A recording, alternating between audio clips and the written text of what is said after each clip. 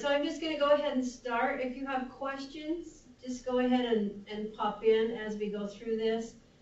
Most of you should have received an email with some documents there. I included those that I thought would be helpful, that you are welcome to use.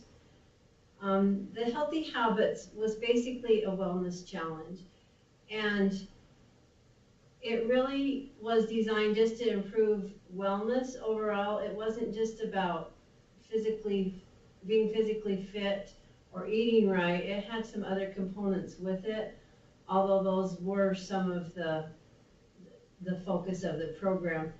And it was just mostly to engage in healthy habits. It was a lifestyle change rather than just a one-time shot. So that's really what I was trying to get them to do, was to create habits that would help them in their wellness area. The focus was on health assessments. We did that at the beginning and at the end of the program. And this was mostly just for them to be aware of where they were at with their health. We did focus on the physical fitness side and the nutrition side, and then some emotional well-being habits were included there. To begin with, in Beaver County, there are 3 main towns. There's Beaver, Minersville, and Melford. It looks like we have Gaylyn from Wayne. Are you here, Gaylyn? Maybe their mics aren't working. I can see them connect though, so hopefully they're there. In Beaver County, the three main communities here, and so I held a registration day in each community just to make it easier for them to register. There's about 30 miles between Melford and Beaver, and Minersville sits in between there. So it's hard for people to travel and be engaged when they're that far away. So that's why I did it that way. The people who signed up, they were able to sign up as teams or in individuals. The teams consisted of 4 to 6 people, and you can see that it was $100 a team, so it was a little more or less expensive to sign up as a team, and then it was $25 per person. Those that were on a team, they had the advantage of being motivated by their peers, which was great. I think if you could do it as teams only, that might be for the better, but not everyone had a connection there. And so that's why they had the opportunity to either sign up as a person or as a team. I also advertised that there would be a reduced Cindy? rate. Yes. If they had more than 4 people on their team, they could still just pay the 100, but if they didn't have, then they had to pay at least 25. Is that how it worked? Yes, that's correct. If there was 4, they paid the 25. If there was 5, they only paid 20. I had a couple that had 6 on a team, and they paid, what is it, $17.50 or whatever, and that was a little bit of a motivation for them. Like I say, a reduced rate for those qualifying for government assistance. I only had 1 person use this. They did not, no one really asked for that, and so I didn't advertise it. But when I talk about these rebates that were offered, they don't really need it. I just thought that would be nice because that would overcome maybe some financial issues if they had any. So basically they had some rebates if they reported their tracking and they completed their post-assessment. The reason I did rebates is because I thought that would be motivational, and I felt like not only would the information be beneficial for them, but that I would need that information to see if the program is really working. And so I needed that feedback, and the rebates really did help. This is the content of the program, which I'll discuss in detail, but we started, as I said before, with pre and post health assessments. I emailed them weekly wellness tips. This was probably the most time consuming. Cindy? Yes. Sorry to interrupt again, but on That's the fine. rebate, how much did you rebate? Did you give them back the full amount? As we go through, I think I'll answer that when we get to the other challenges. So kind of keep that in your head, and if I don't answer it, let me come back to that, okay? I think it will make sense as we talk about it. I did offer 3 6-week challenges. The habits changed in these 3 6-week challenges, and there were 3 information sessions or classes that they attended. I did have a culminating activity where at the very end where we did awards and we kind of reviewed where they were at. So that's the basic of the content of the program. So here's kind of the meat of it, the pre and post health assessments. And know that this is not a fine-tuned program yet. It's just really in its infancy. I've only done it once. And so I'm really open to some other suggestions and some changes. I've already worked on what I will be doing for 2014, and I have made a few changes to this. But this is where I started. For the pre and post health assessments, the pre-assessment was when they registered. I had them come to the registration where they paid their money and signed up, and then they stayed and they did their health assessments. I had several people helping me do their health assessments. The home health department at the local hospital offered to come and do the blood pressures and the blood sugar testing, and also the O2 saturation and the heart rate. I also used some of the local EMTs who volunteered to come in and help out.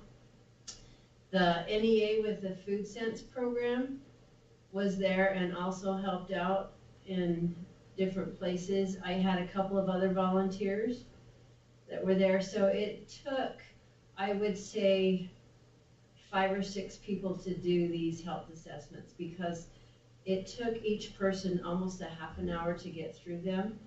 But because they rotated from station to station, we could do several people at once. We didn't really measure their height, but we wrote down how tall they were so that we could figure their BMI. They did weigh in. We did check their percent body fat, their grip strength, their flexibility. When they did the push-ups, we just were able to see how many they were able to do. And then their aerobic capacity was tested with just a short 3-minute step test. And then we took their heart rate at the end. Does anyone have any questions about those health assessments? Yeah, Cindy, on your aerobic capacity, did you measure the recovery time on that? We didn't really. They did the step test, and immediately as they finished, then we took their heart rate. We had just a portable heart rate O2 saturation that you could put on their finger quickly, and that was easy to do. So they didn't have to sit and count it themselves. So we did not do any recovery. That top one where we did the heart rate, in theory, was a resting heart rate. They'd been moving a little, so it wasn't really a true resting heart rate because they'd been moving around a little. But it was a good place to start. Cindy, on the equipment that you would have used for the grip strength and the blood pressure and so on, did you have a nurse participating with you? Did you buy special equipment? How did you work through all that, gathering those statistics?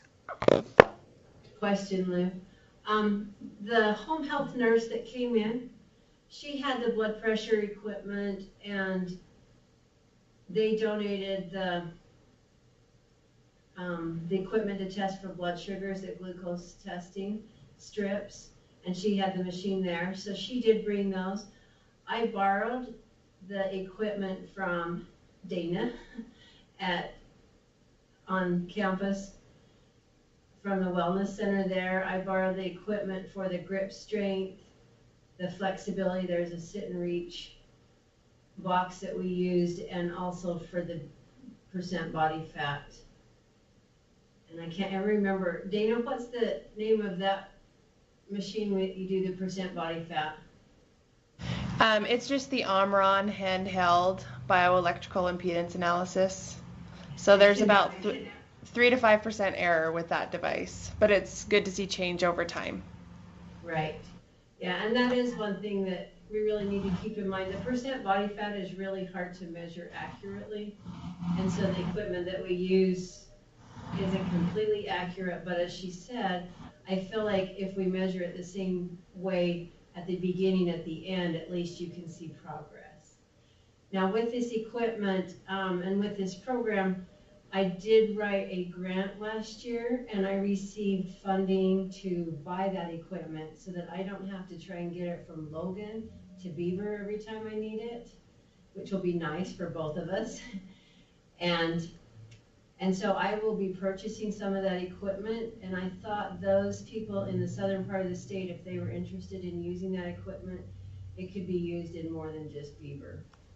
Dana, was that Cindy, was that an extension grant? It was an extension grant that I got from Noel. Any other questions on these health assessments? So we did these at the beginning of the program, and then we did them again at the end of the program to see where there was improvement. As far as heart rate, there was not a lot of improvement, which was to be expected.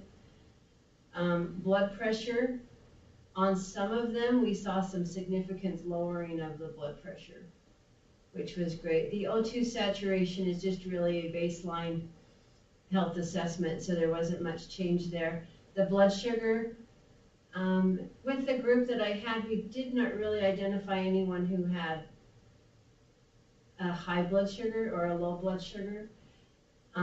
So that did not change. I did have one older gentleman who was diagnosed as pre-diabetic, and the doctor had given him a goal weight and some other things that he needed to do, and when he finished the program, he was no longer pre-diabetic. So that was a real success for him.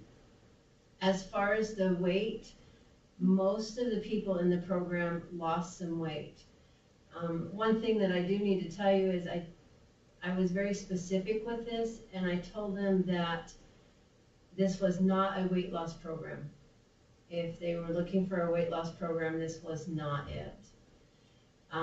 Although the benefits of this program did provide some weight loss. And I don't like to focus on weight loss, but it is it's traceable, and so people like to see the weight go down. But a lot of people did lose weight. Some of them were in the overweight category, and that was good for them. Some of them were not and didn't need the weight loss. So it was a big spread on the people that were there. As far as percent body fat, that's the one that I would like to see go down, which it did in a lot of them, and that's a real accomplishment. Even to go down 1 or 2% on that, that's huge. Body mass index, obviously if their weight went down, that changed a little bit. The grip strength, we didn't really do anything specific to improve grip strength, and so it wasn't significant as far as how it changed, but it did improve just a little bit. The flexibility, most of them, that was a huge improvement. And I believe the only reason that their flexibility changed was just because they were being more active. Although in one of the challenges we did work on stretching. Push-ups, at the beginning there were a lot of people who could not do any push-ups, and most of them improved there also. But that was very low. Aerobic capacity, a little harder to trace and to track and to test. I would say that one probably wasn't really a true measure of what they had done. Any other questions on those assessments? Cindy, are you planning on putting it together as like a journal or report of some kind where you could show your statistics on what a little bit is or whatever? Yes, I need to do that. I have not finished my IRB, and I didn't realize I had to do that before I started last time, so I can't really use any of those statistics. But I am working on getting that finished, and I do need to get that in some sort of journal article. That's great. I week- think I think it's a great project. Thank you, Debbie. The weekly wellness tips. As I told you, this was quite time consuming. I emailed them every Monday morning with a new wellness tip. I tried to include something there that was encouraging or motivating to keep them going. I updated them on team and individual scores. I would kind of highlight, oh, so-and-so got all their points for last week, or this team's in the lead by 3 points, something like that, just as a motivational factor. I also included something about health or wellness every time. Just some examples, like I see My Plate, talked about how My Plate works. I would include some links to some websites, the USDA website with My Plate, talked about how important it was to get the proper amount of sleep. This HIIT, high intensity interval training, is just kind of new coming out, and talked about it just a little bit, talked about the benefits of meditation and reducing stress, eating a healthy breakfast, and ways to eat out and to stay healthy. And so when we finished up, because there were the 3 6-week challenges, that was 18 weeks of, did I do my math right? 18 weeks of emails, and these emails were 1 to 2 pages long. They could probably be made into fact sheets, and so that would be something that I could do, but they were kind of extensive as far as time consuming.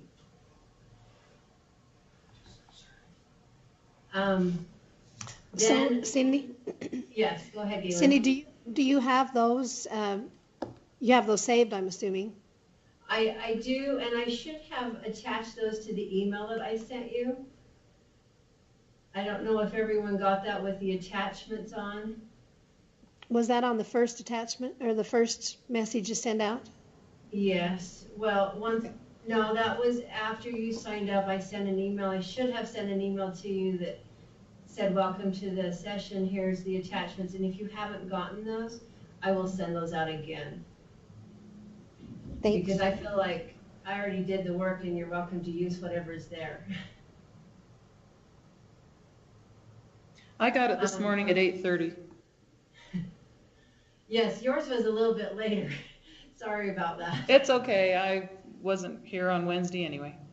Yeah, with the holidays, it really created some problems. As far as the healthy recipe, that was included in the email each week, and my NEA provided that. So she really helped me out with this because she helped with the assessments, she helped with the weekly wellness tips, and she also came and presented at the classes. Any questions about the weekly wellness tips? Okay, great. I did a survey at the end of the program and asked them how many of them read the weekly wellness tips, and about 95% of them actually read them, so I felt like they were beneficial. All right, so first challenge. This was the first 6 weeks. We started off with something I thought would be most beneficial. I really think the drinking the 64 ounces of water and the 30 minutes of physical activity is probably the best thing you can do as far as improvement of your wellness or your health. And I also think they're very doable. So I started out with those. They had to drink 64 ounces of water every single day. So they tracked that, and when they finished, I don't know how many of you have looked at the tracking sheet. I should have maybe had it on this PowerPoint, but I don't have it. But when they finished drinking their 64 ounces of water, they just give themselves a point. It was like a check in their box, and they could say they've done it for the day. The 30 minutes of physical activity, I did not specify what kind of physical activity or how hard it was going to be because I knew I had people in different places as far as physically active. So they were able to choose, but they had to have 30 minutes. They did not have to do the 30 minutes in a row, although that was encouraged. They could not use their cell phone while they were driving. This was probably one of the hardest challenges of the whole program. I was surprised at how many people actually use their cell phone, but I noticed that I was using it more too. I don't think that people actually quit completely using their cell phone while driving, but it definitely made them aware of how much they were on their cell phone. And I think the use of that while they were driving did actually go down. They had to give someone a compliment every day.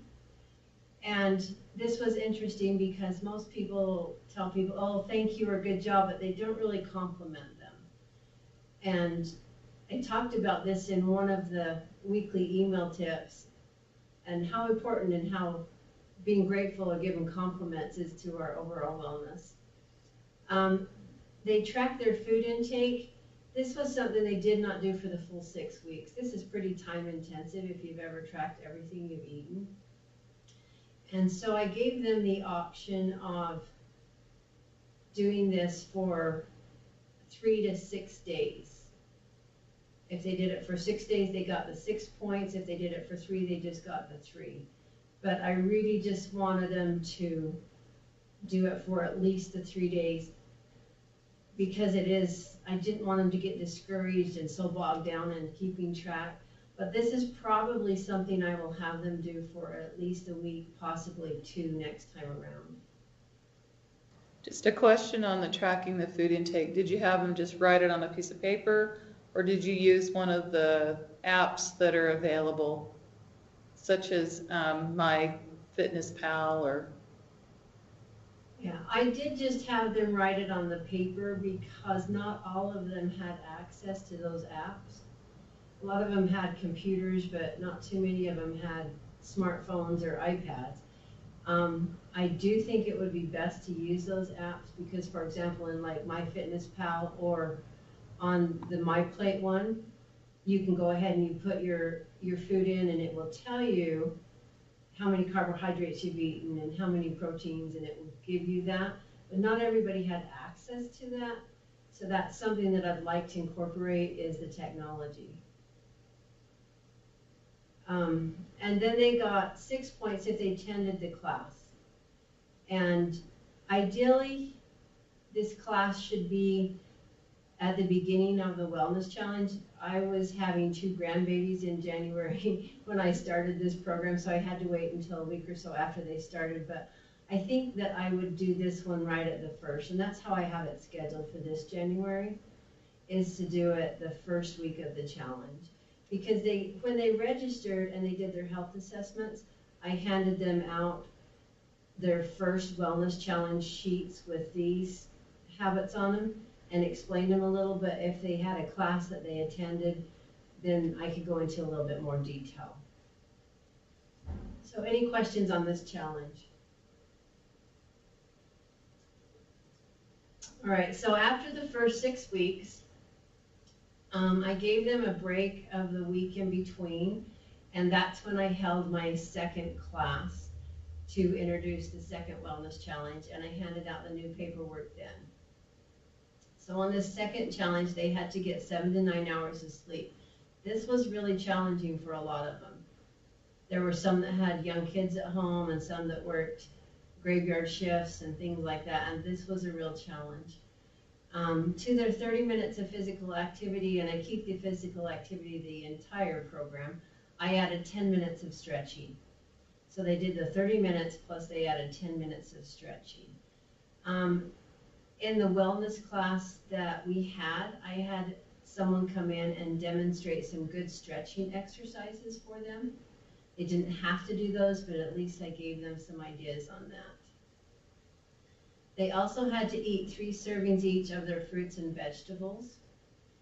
And again, during that Healthy Habit class, the NEA presented on how to incorporate more fruits and vegetables into your diet.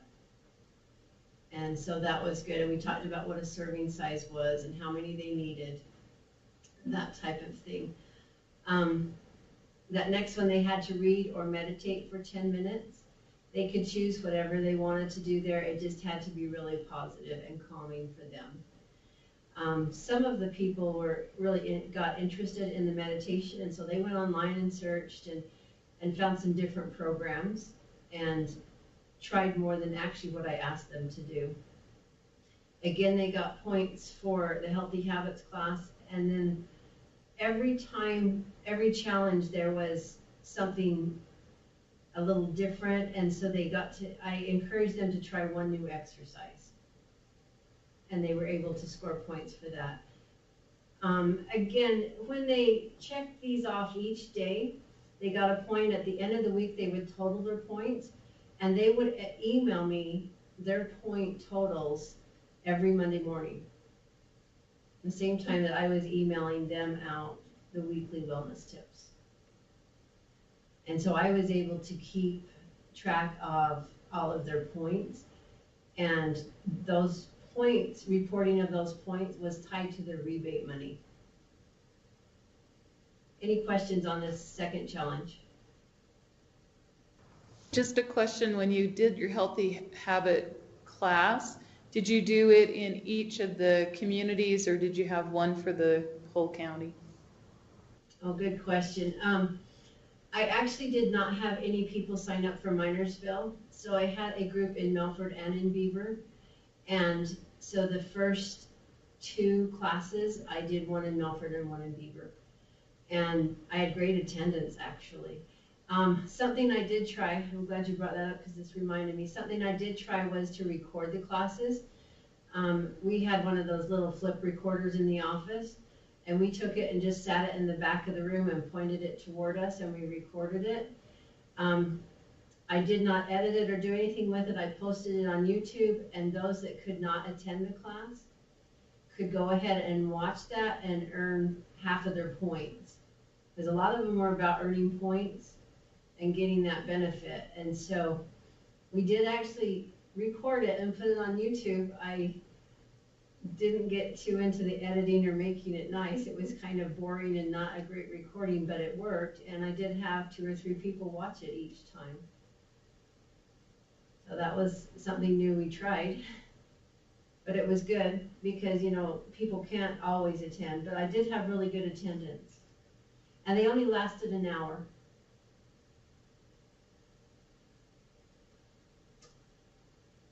All right, so this last one was a little bit different. You'll notice there's more on there.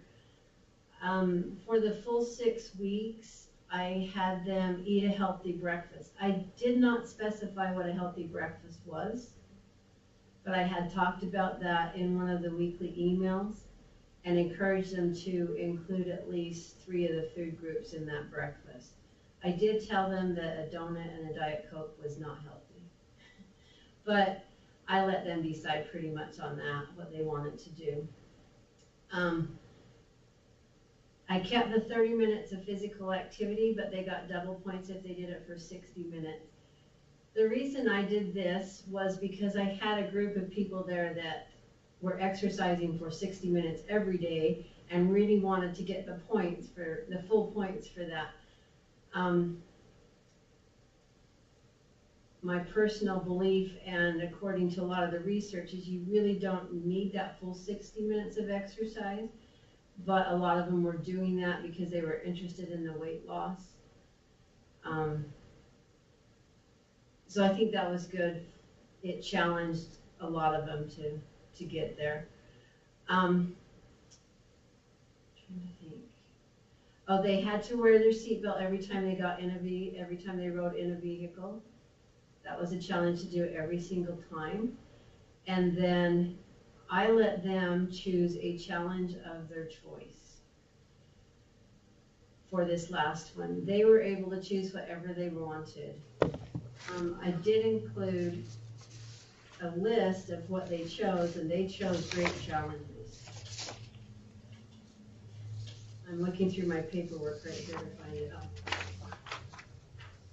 Some of them went back and said, I haven't conquered the 64 ounces of water.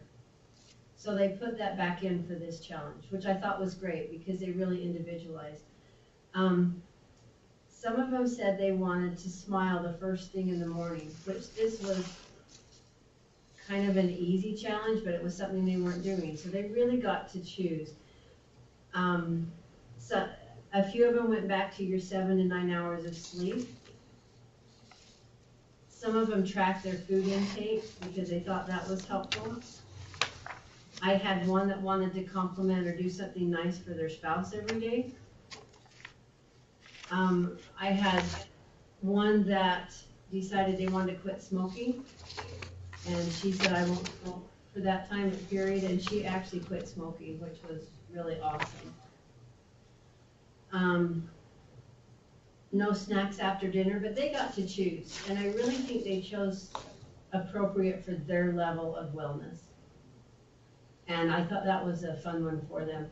A lot of them said that their own challenge was the one that was most beneficial to them when I did my survey at the end.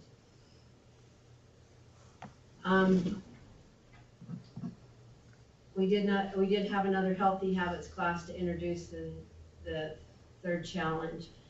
These at the bottom, I only did, let me see, 1, 2, 3, 4. They did for 1 week only. So exercise with a friend or a family member. We were encouraging them to form support groups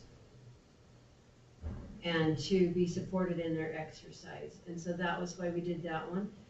Floss your teeth daily. No fast food, including soda, for an entire week. This one was easy for a lot of them, but not so easy for a few. Once they started drinking the 64 ounces of water, a lot of them completely quit their pop intake, their soda intake, which made a big difference for them. I had them try to do 10 push-ups each day. For those who were not capable of doing push-ups, regular push-ups, they did wall push-ups, so they were a little bit modified. And they didn't have to do them all at once, but this was in preparation to do their post-assessment. And then they recorded 2 things they were grateful for each day.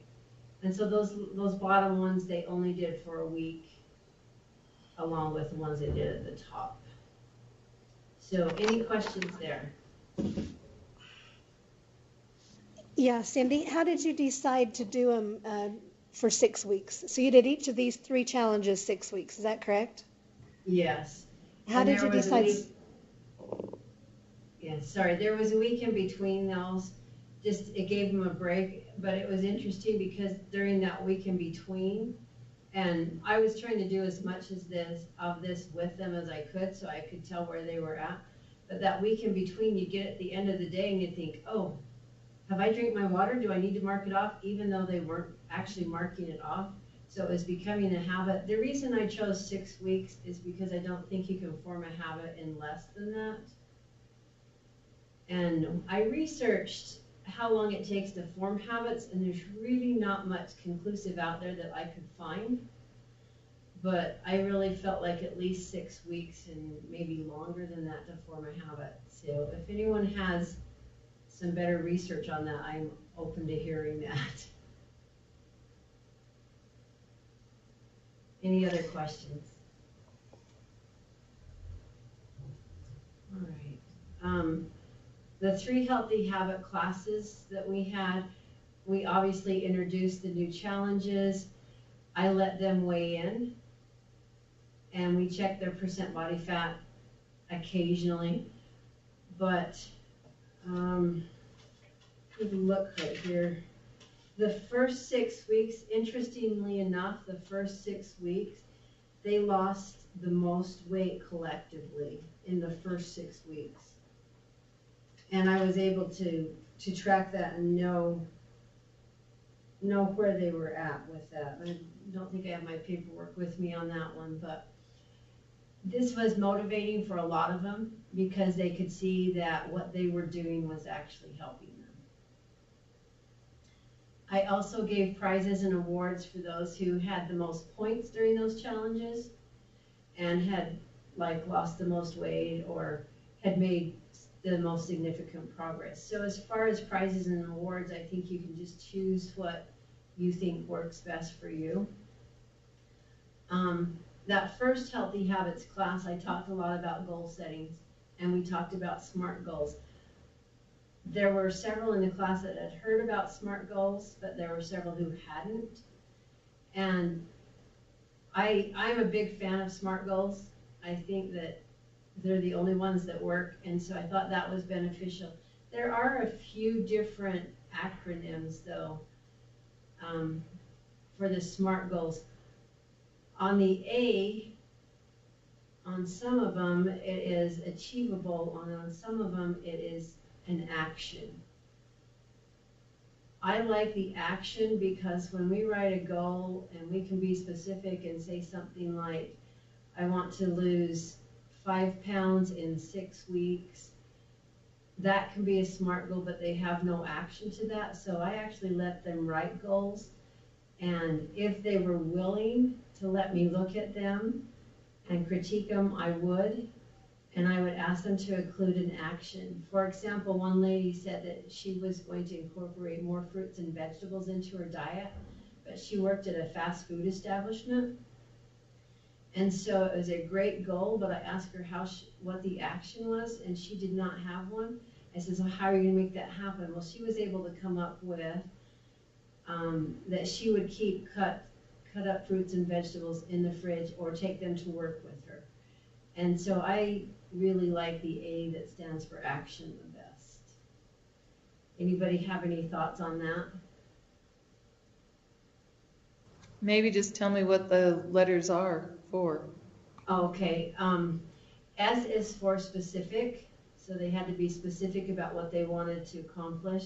And the M is measurable, had to be something that was measurable. You couldn't say that I want to run faster because that's not measurable. If you said I want to run a mile in 15 minutes, that's measurable and specific. The A, like I said, is an action, so they have to have that action in there. R is realistic, so it has to be something that they can achieve. And T is it has to have a timeline.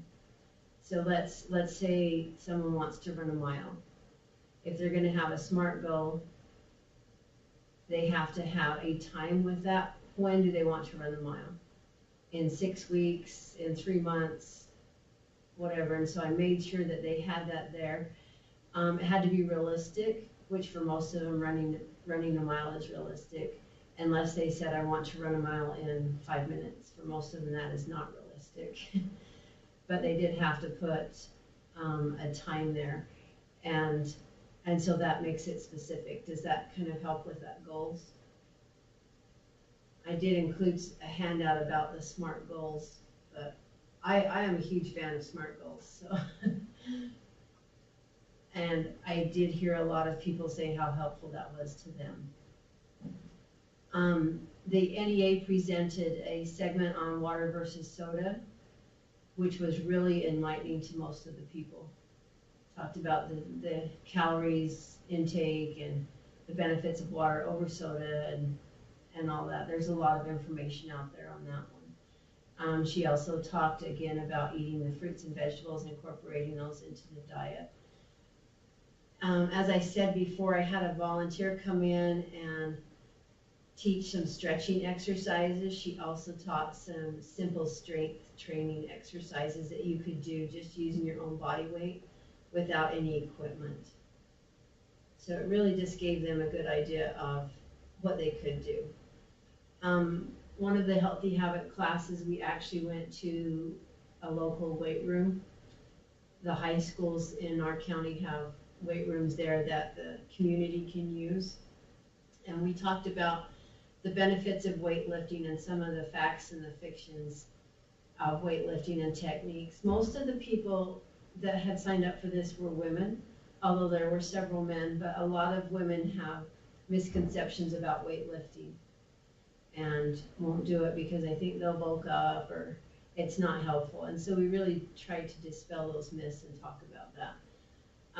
As far as your Healthy Habits classes, I think you key on what your people will need the most. And that's how I planned that. So any questions about that?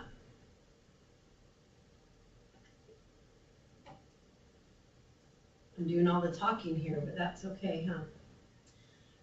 At the end of the program, we had our final activity where we all met together. They did their post-health assessments, and I had them hand in all of their paperwork at that point. So I did collect most of their health assessments, so I can compare the pre and the post-health assessments to see if there were any impacts. A lot of those that were there wanted to keep their own information because there had been some progress. And so it was a great motivating and kind of a celebration for them. They cheered each other on, and we recognized them for their achievements. They turned those sheets in. They got their final rebates. Now, let me go back to that rebate question. The individuals paid $25 for this program. If they completed their first 6-week challenge and they reported back to me on a weekly basis their points, they received a $5 rebate. And I gave that to them right after that first challenge. So they got $5 back. Same thing happened with the second 6-week challenge. If they reported all their scores to me, they received $5 back. At this final activity, if they had reported their third challenge scores, they received another $5. And if they did their post-health assessment, they received $5 back. So basically, they could have only paid $5 for the whole program. And that was real incentive. Even though it was only $5, they were thrilled to get that. Well, Cindy, No. it seems like you could have come out in the hole, because if you had some of them that got to sign up for 20 and 1750, maybe you didn't, maybe they made more money back than you collected. That's right, Lou, and that was something that I didn't really recognize in the beginning. And so this time around, when I start again in January, I will only allow the teams to have 5 people on them rather than 6. So 4 to 5 people on each team. That way they could earn their entire $20 back, but they won't make money. Well, or you could have the team gets $5 back. You know, Yes. if instead of each individual of the team getting money back, the team themselves, if they signed up as a team, would get some money back. Right. Yeah, good point. So that could be changed around a little bit different, but that is something that was an oversight when I began the program. Also on the final rebate, if they did their health assessment, I gave them an option of either getting their $5 back or getting a t-shirt that just had Healthy Habits 2013 on it. And they got those that night. And I would say about half chose to get a t-shirt and half chose to keep their $5. But the t-shirts were only $5 or $6 too, so it didn't make any difference one way or the other what they wanted. But like say half of them were thrilled to get a t-shirt and half of them said, no, I don't want another t-shirt. We'll go ahead and take the $5. So that's how I decided on that one. What are the actual costs of running the program? So, I mean, have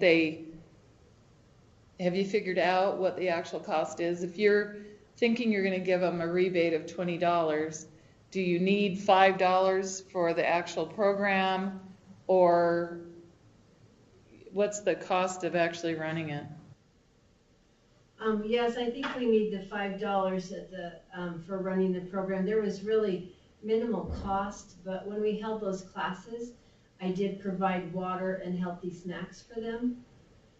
And then the t-shirts were a little bit more than the $5, and I purchased just a few awards, not too many, And the reason I didn't have to purchase those is because I had great people in my county that donated.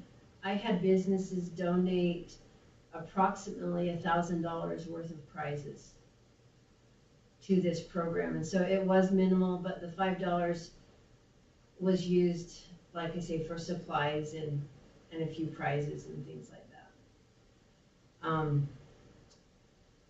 Like I say, they donated prizes. I got different types of prizes, gas cards that a lot of the gas stations would donate $15 to $20 gas cards. I stayed away from like gift cards at restaurants or fast food establishments. I tried to stay on the healthy side. The local ski resort donated some ski passes. I got some crazy things from a lot of the different places as far as we have a local nursery that grows plants and stuff, and they donated a big pot of flowers. This was at the 1st of June. I had some manicures, pedicures, haircuts. The big prize probably that everyone wanted was the massage, and it was worth $45 to $50. At this culminating activity, everyone who was there and finished the program got a prize. I kind of did a random drawing, and they got prizes rather than gave prizes for just those who earned all of their points. Because surprisingly, there was a couple of groups who earned every point, every single challenge, which is totally amazing that they were able to follow through with that. But the other people that participated got as much benefit, if that makes sense. But they did get prizes, and these final prizes were pretty nice, actually. When I wrote my grant, go ahead. Oh, Cindy, this is Lou again. What was the total of your extension grant, and what did most of that funding pay for? Let me see if I have it right here. I'm only curious because where you're charging them and you're feeling like you need maybe at least $5 per participant to cover your costs, I just wondered what did the grant pay for? Okay, that's a great question. I do have my figures here. I think it was $7,500 was the grant funding, and it was to buy equipment. Some of that equipment's a little pricey, but the bulk of the expenses, I wanted T-shirts for everyone because I think that helps to promote the program. I want pedometers for each person, and Dana, I don't know if you could get pedometers for less expensive than this from campus, but a lot of them are $25 a piece for pedometers if you get the nice ones. Yeah, the ones that we sell here, I just get them on Amazon, and they're around $21, $22, and they're really good. We've had a lot of success with those ones. They're the Omron HJ 112, I think is what they're called. I can send you the link if you'd like. Yeah, I thought those probably were the ones you used. Yeah, those are the ones that we use, and they're in the stores. They're probably marked up a little bit to $25, $26, but I always find them on Amazon for about $21, $22. Right, great. And that is actually where I ordered most of my equipment from was Amazon. It's not here yet, but it is ordered. Cindy? Yes. Could you please send us out a list of the equipment that you used and approximate cost and where to purchase for those of us that are interested in perhaps doing this? Yes. I'm Thanks. writing that down. And then did each of the participants have their own pedometer, or did they borrow it and return it? You know, we did not have pedometers last time because I didn't have the funding for that. And so that's something I'm going to incorporate into this. And so probably on that tracking, I will need to track number of steps per day on those, So, include that in the challenges. Are you going to increase the cost then to compensate? Are they going to keep the pedometers, or are they just renting them, so to speak, on loan for the program, or are you going to charge them separately for their pedometer? How's that going to work? Because those are expensive. They are. That's a good question. I got the grant, and so I can purchase those with my grant money. But now that you said that, I'm going to have to think about whether to just Because loan that's those not out. something that's going to regenerate itself, and you may not get another grant. You never know. And so, I mean, I can still see the $25 that you're charging to get into the program, and then maybe another 25 for those that want to purchase the pedometer. That would be my thing. Is that that's an expense, and so you're going to lose money on that, even though it's the grant paying for it this time. Right. That's a really good question. I hadn't thought about that too much, but maybe it would work to have the extension own those pedometers and then use them for that program and have them turn back in. I think it depends on the income of your people that are working with you. Some of them may just want to keep it, so they may be willing to purchase it. Well, and it depends and- too if you want to keep this as a long term. Do they want to keep walking or keep track? You know, if that's one of your goals is to encourage them to go on beyond your program, they'd want to keep it, I would think. Right.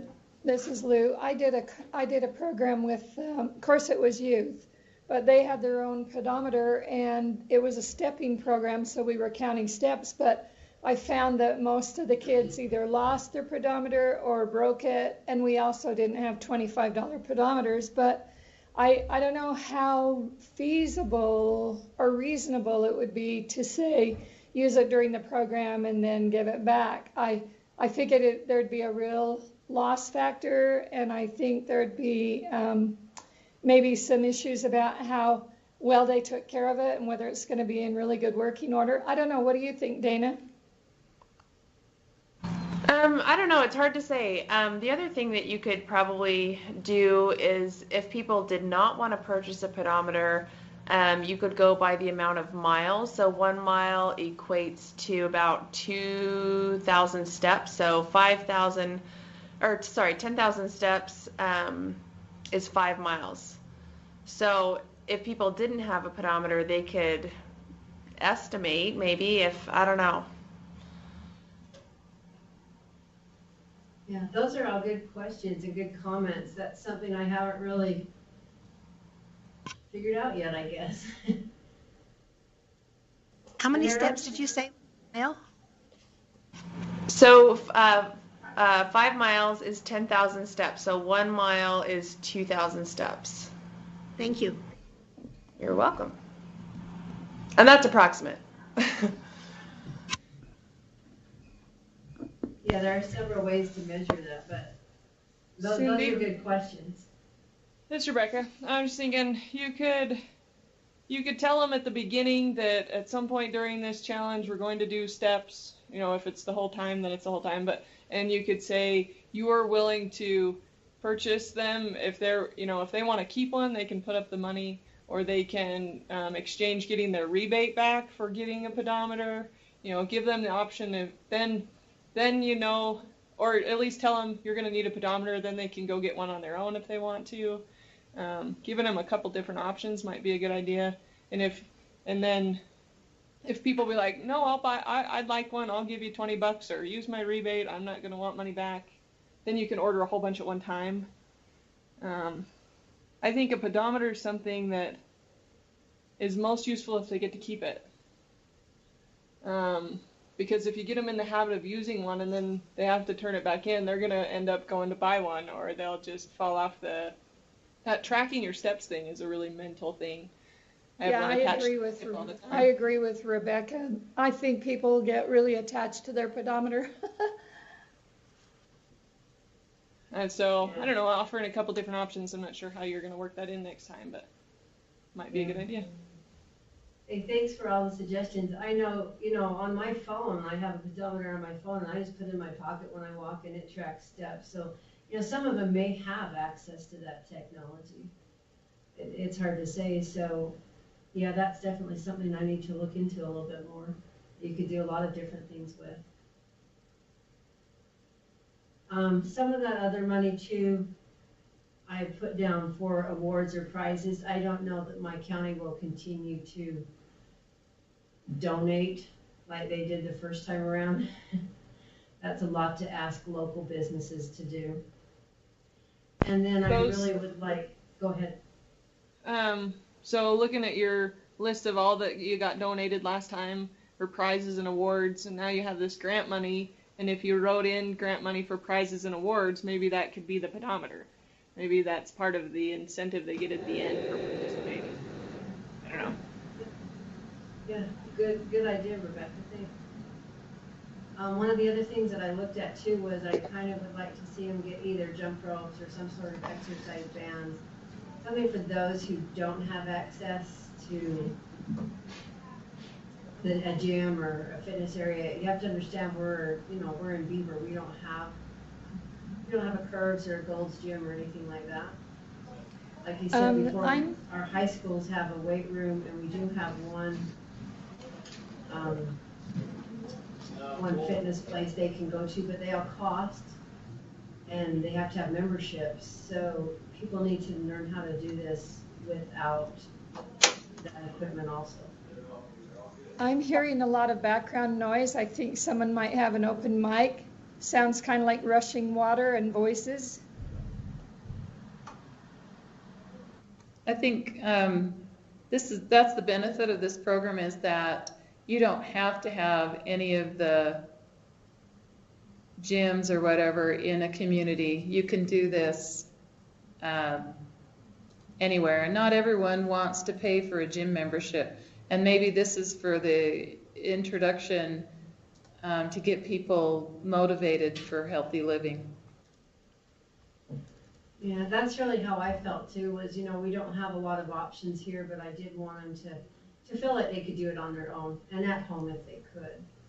Cindy, here in Emory County, we're the same way. We have none of those things like that. So they have measured all the blocks in the county. So like in Huntington, I know that the blocks are half mile all the way around. I think it's a half mile. And so now they have all the kids and everybody. So we know that they're each measured by walking so many blocks. And so some of them have set patterns, and we're seeing people set patterns to walk through the communities. Now, we don't have big communities either, but where there's pavement, they can walk, and they have all measured in all the cities. And that's a help. Yeah, that's a great idea. That would be fun. Now, if we could just get people to keep their dogs tied up, that's the scare here. Getting chased by a dog. Other stuff cleaned up.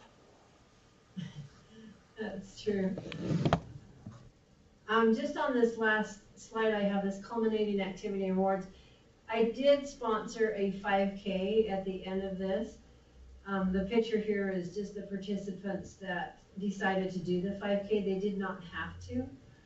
Out of this group, there were only 2 that had ever participated in a 5K, and that 5K that they'd done had only been a month before. So they'd never done it before they started this wellness program. And everyone who participated finished. They didn't all run great times or anything else, but they did their personal best. And this was really a feel-good for them, because they could now go back and say, hey, I ran a 5K, and they felt really proud that they were able to do that.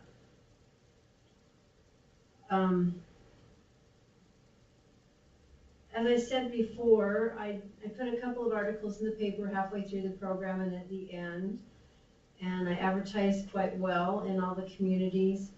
I did a survey using SurveyMonkey halfway through the program and at the end to see where they were at. This really showed a lot of impacts that they were able to report on their own. I asked them what was most beneficial to them, what habits they would keep in the future. It kind of helped me determine what I'd do this next year. And I think it is good to survey them and to do an evaluation of your program. In my conversation with Carrie Durwood last week, she also suggested maybe a survey before on maybe health-related quality of life, because mine did not look at, well, did you eat a healthy breakfast before? And you've changed that habit, or you already ate it, so you didn't, And so maybe a quality of life evaluation at the beginning of the program when they did their health assessment would really be beneficial. And then they could do that at the end also. Cindy, how many people did you have participate? Well, I was a little disappointed in the numbers, but I had between 35 and 40 sign up. And even though I didn't have a lot at that point, I really worked on retention and keeping them all. Out of the number who signed up, I believe there were 2 who all they did was sign up and come to the first thing, and they didn't follow through at all with that. I had 4, I think, that dropped out partway through the program, but everyone else finished the program. So I felt really good about the retention. Because it was basically a 5-month program, so it was long. I finished the first week in June, started the first week in January. Cindy, how did you recruit? I put flyers around town. I went to the local schools and hung them up inside the schools for the faculty to see. Let me look right here.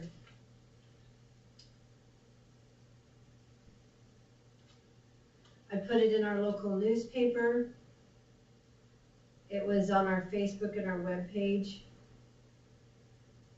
I don't know that anyone looks at our webpage, but. And so basically I just went around town and kind of spread the word. I started in December so that they would be ready for those January registration and assessment dates.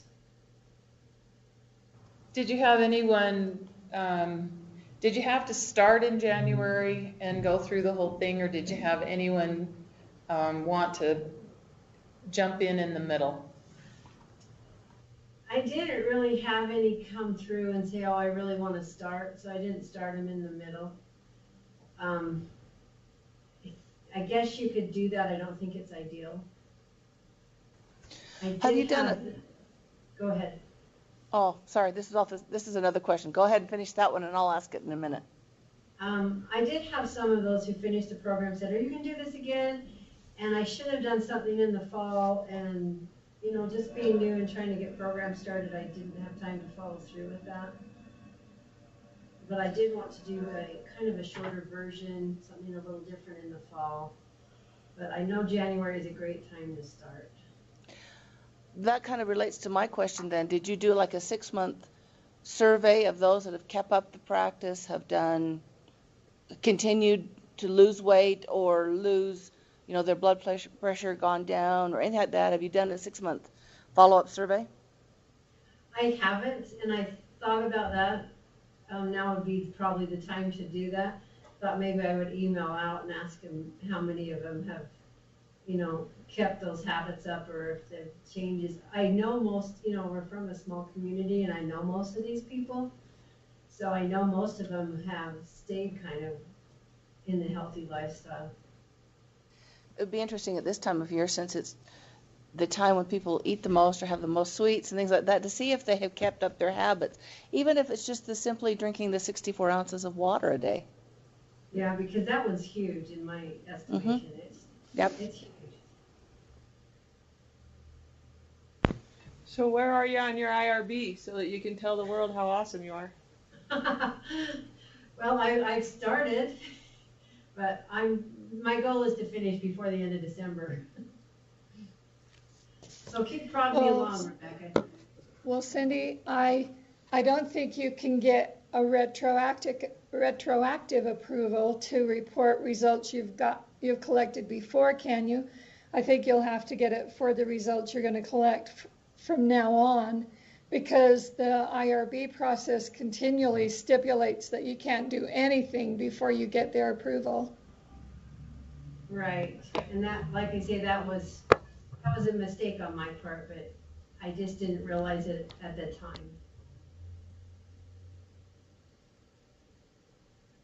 Okay, so that's about what I have. I don't know if you have any other questions, and like I say, I am totally open to trying new things and incorporating some new things. I know Paul Hill mentioned that they would not have to email me on a weekly basis. He sent me a link with Google Docs where they could go in and fill in their own scores.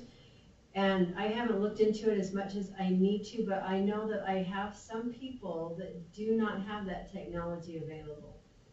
As far as the email, I did have, trying to think, either 2 or 3 people who did not have working email addresses. And so I would send them something in the mail each week. There's still people out there who don't have all that technology, even though we use it on a working basis daily. There are still a few that don't have it out there, so you have to kind of work with that population also. That could also be part of your survey, is that finding the difference between those that, will they report electronically? Is it better to do it electronically? Or were the ones who don't do it that way, are they more apt to respond to you? Yeah, I did get some just verbal feedback of, it was nice that they had to report to me every Monday because they felt some sort of accountability and they knew someone was going to be looking at their scores. And so that was a motivating factor to them. I think so. Good job, Cindy. It's an excellent program. Yeah, good Thank job, you. Cindy. It's a Look work in forward to progress. Look forward to the handouts and all that fun stuff. It'll be fun. You're great. All right, check your emails, see if those attachments came through.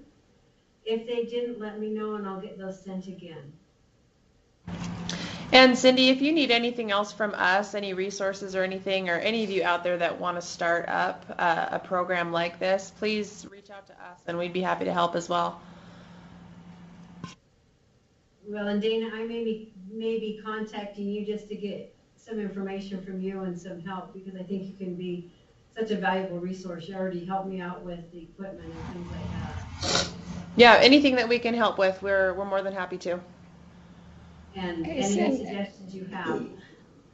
Hey, Cindy, one thing I think would be really helpful would be perhaps a timeline that says do this by this and this by this and this by this. If you were thinking about writing up your program, maybe you could do it like that, which would make it a lot more user-friendly for people to incorporate the program. Like for right now, I'm thinking I'm going to email you personally and I'm going to say, now you did this by when and this by when, because I actually want to do this program and I'm hoping that I could maybe get geared up to do it to begin in January, because that's the perfect time. We have a health committee here in our county, which I'm a founding member of, and we work, there's several of us, several organizations that are collaborating together, and we do a monthly class. Excuse me, already. I'm losing my voice. And we have already got a mechanism in place to set it up and begin it. And I want to be able to take something to our next meeting and say, let's incorporate this program and I'll run it. So that's just a suggestion. All right, thanks, Lou. I can work on that too. I think the other thing, think about, I mean, you keep saying that not everyone has access to the internet, and I understand that, but you may want to put it together and have it available, and then have those who don't have access to do it on paper. But once you get it available online for people to access it, there may be people out there that would participate that you didn't even realize were wanting. Also, if you have other people implementing this program that you've created, which is awesome to have someone adopt your program, that will give them options also. So this comes from an oldie whatever, But I think sometimes if we'll make ourselves do those things, it actually gets us further along in the long haul. So I'd encourage you to do whatever online and use, if Paul Hill has ideas and can help you, because I don't have any clue, but I think that'd be a great thing, especially if you have it adopted in the state, and then if you go to a national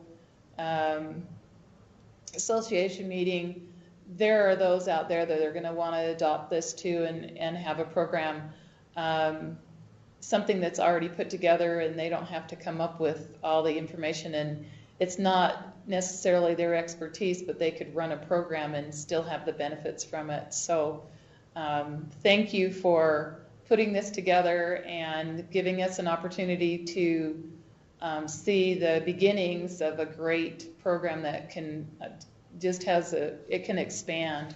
So thanks again.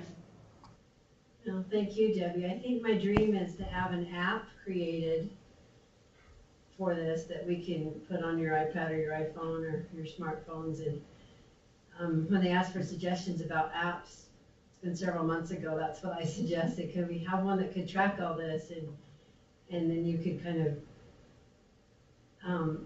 be the administrator over that, so that you can keep track of your different participants and stuff. So I think that's my dream. That's good. Keep it right there and just keep working towards it. It may take time, but in the end, you'll have it. So, I mean, you've gotten a great start, so don't let it go away. Keep going. Thank you. One of the other things in my conversation with Carrie Durwood that came up was to incorporate a little bit more of the nutrition side into this. Not necessarily, wouldn't have to be included in the program, but could be kind of a support to the program, is a little bit more nutrition training. The nice part about that is to have a specialist on your side and work together, and that'll take you places that you didn't know were available. So I think that's a great option. I'd grab hold of that one and hang on tight. All right, well, thank you guys for participating and giving comments and suggestions and encouraging. Like I say, it's a new program. I'm hoping that I can just modify it and could get better. And contact me if you need anything.